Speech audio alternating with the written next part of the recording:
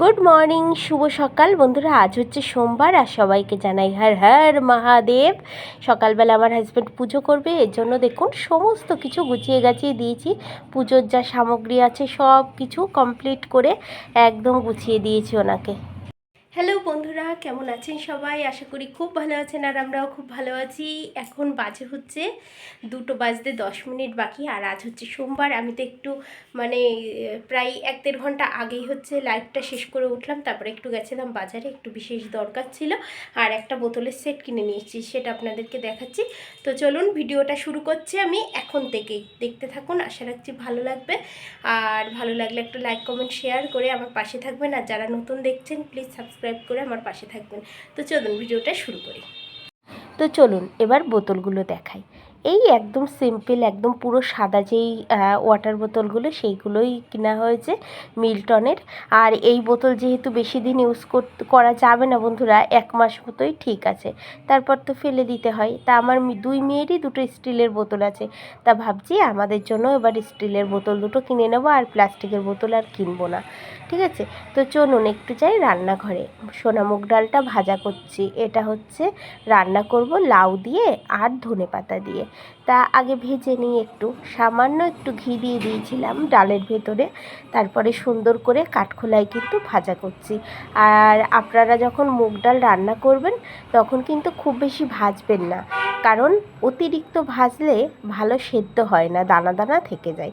যেহেতু মুগ ডালটা একেবারে গলে না যাওয়াই ভালো, বেশ হালকা একটু দানা থাকলে খেতে ভালো লাগে, কিন্তু তারপরেও অতিরিক্ত গলে গেলে দেখবেন নাল নাল হয়ে যায় কেমন, কিন্তু আবার অতিরিক্ত আস্ত থাকলেও কিন্তু, ওই শক্ত থাকলেও কিন্তু বাজে লাগে, ডালটা ঠিক মেশে না জলের সাথে।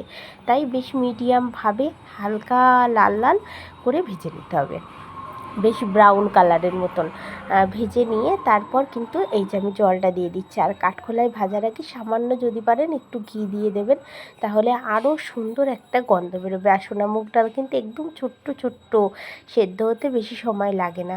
আর একটু ঘি দিয়ে রান্না করলে না বন্ধুরা, আর কিছু করতে হবে না, ওই দিয়েই হয়ে যাবে খাওয়া আপনার 1 থালা ভাত, এত সুন্দর লাগে খেতে।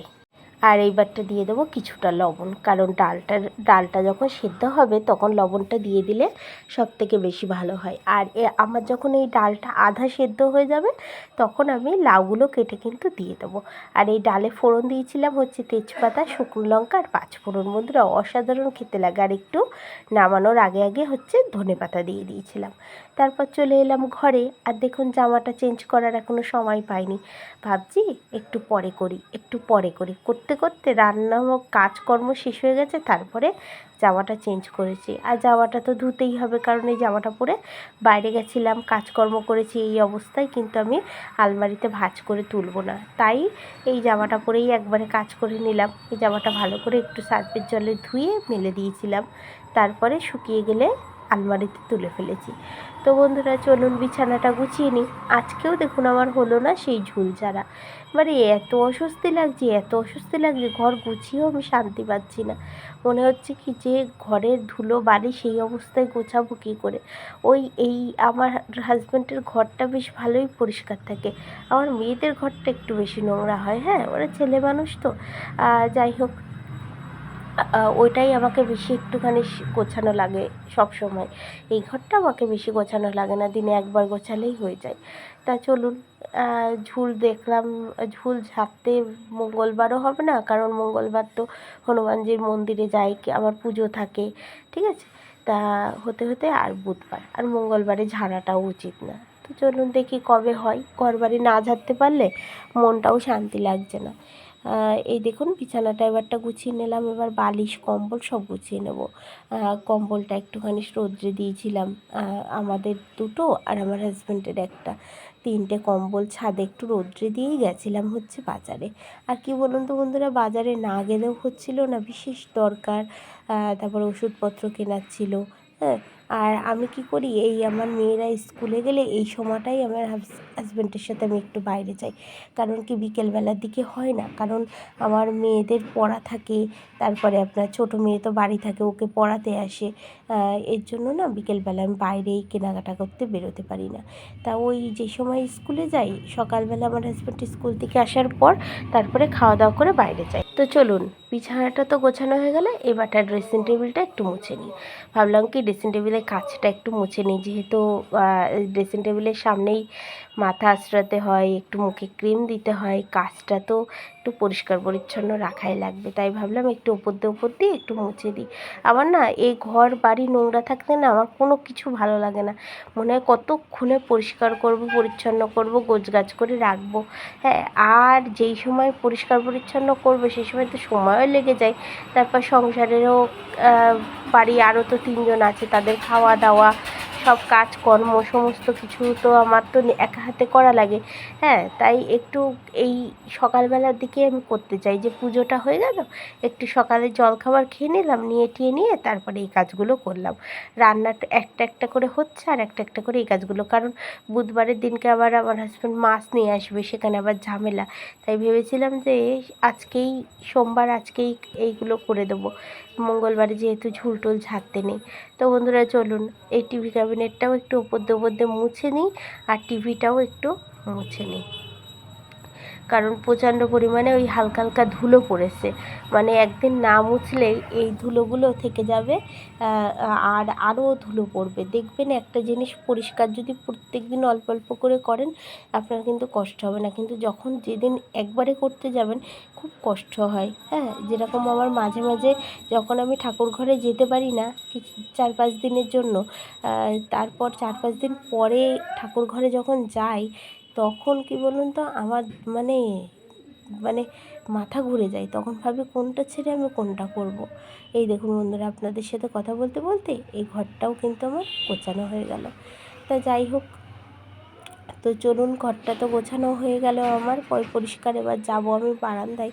বারান্দাটা দেখুন কতগুলো জামা কাপড় আছে, ওইগুলো গুছিয়ে আলনাতে তুলতে হবে। তো যেগুলো আলমারিতে তুলতে হবে সেগুলো নিয়ে আসলাম হচ্ছে মেয়েদের ঘরে, কারণ মেয়েদের ওই আমার ওই বড় স্টিল আলমারিটাতে রাখবো। আর ওই বারান্দায় হচ্ছে আপনার যেগুলো রাখার সেগুলো রেখেই সোফাটা গুছিয়ে একবারে চলে এসেছি।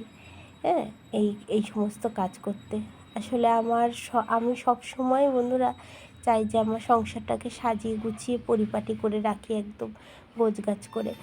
কিন্তু অনেক সময় আবার হয় না, কারণ শরীরও দেয় না, অনেক সময় হয়তো অসুস্থ হয়ে পড়ি, সেই সময় আর পারি না। কিন্তু আমি সব সময় চেষ্টা করি যে সংসারের প্রতিটা কাজ একদম সঠিক নিয়মে করে গোছগাছ করে আমি সাজিয়ে গুছিয়ে রাখবো আমার সংসারটাকে। আর ওই যে ওই তোয়ালেটা রেখে দিলাম বন্ধুরা, ওই তোয়ালেটা হচ্ছে আমার অ্যাকোয়াগার্ডের তোয়ালে। সেদিন অ্যাকোয়াগার্ড ঠিক করতে এসেছিলো, আমার তো খারাপ হয়ে গেছিলো, আপনারা জানেন। তা এই দেখুন চাল কুমড়োটা, চাল কুমড়ো লাউটা কুড়িয়ে রেখেছি, ওটা ছেঁচকি করেছিলাম। আর এই দেখুন মুগ ডাল দিয়ে লাউ দিয়ে রান্না হয়ে গেছে। আর হচ্ছে আপনার এই দেখুন আলু ভাজা হচ্ছে, আর করেছিলাম বেগুন ভাজা, ব্যাস আর কিছু করিনি। তো এই দেখুন আমার মেয়েরা তার মধ্যে চলে এসছে। আমার বড় মেয়ে ওই যে হচ্ছে কুল খাচ্ছে, আমি বলছি বাবু একটুখানি হচ্ছে আমার একটু ভিডিও করে দে, কারণ বললামই তো বন্ধুরা বাইরে গেলে না বাড়ি এসে কাজ করতে করতে অনেক বেলা হয়ে যায়। তাই ঠাকুরের আশীর্বাদে আমি রান্নাটা করে নিয়েছিলাম তাড়াতাড়ি করে, এর জন্যে আর অতটা আমার সমস্যা হয়নি। আর এই বিছানার চাদরটা শুধু পাততে বাকি ছিল, তাছাড়া সমস্ত কাজই আমার শেষ। আর আমার হাজব্যান্ড বলছে তোমার রান্নাবান্না হয়ে গেছে, আমি বলছি সবই হয়ে গেছে, শুধু লাউটা ঘন্ট হচ্ছিল ওই বড়ি ভাজা দিয়ে। তা আমার মেয়েরা তো খাবে না লাউ ঘন্ট, তা আমার অত চাপও নেই। ওদের ডাল দিয়ে ভালো করে সুন্দর করে আগে আলু ভাজা দিয়ে ঘি দিয়ে একটু খাইয়ে নিয়েছি, তারপরে লাউ দিয়ে ডাল দিয়ে যেটা রান্না করেছিলাম ধনেপাতা দিয়ে, সেইটা ভালো করে ভাত দিয়ে মাখিয়ে সুন্দর করে বেগুন ভাজা দিয়ে আলু ভাজা দিয়ে খাইয়ে দিয়েছিলাম আমি। আর আমি খাইয়ে দিলে ওরা যা রান্না করবো তাই খেয়ে নেবে। হ্যাঁ, আর আমি খাইয়ে না দিলে ওরা ওই রান্না করলে বলবে মা ওই রান্না করেছো, খাবো না।